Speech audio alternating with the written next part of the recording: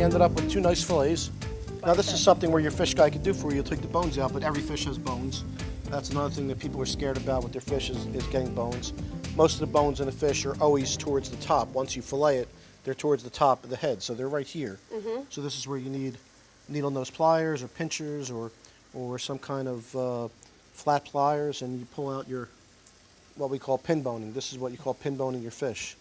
And Bronzino typically doesn't have a ton. You could feel it doesn't have a lot. So you just run your fingers down Yeah, it. you can feel it. There's usually on a Bronzino, there's like 3 or 4 on the top. And you always leave it skin on. skin on. Bronzino's a great fish to eat skin on. Bronzino, like red snapper or like black bass, has great, really nice thin skin that cooks up really well. Now, when you put the fish into the pan, you immediately see it start to shrink up. Right. What do you do to keep the fish from curling up like that? I think you can use weight. You can use, on this case, this was just a real natural kind of like whenever your protein hits heat, it's gonna change a little bit. So I just think flatten out. If you're not using Teflon, you're using stainless or cast iron, just make sure it's well seasoned.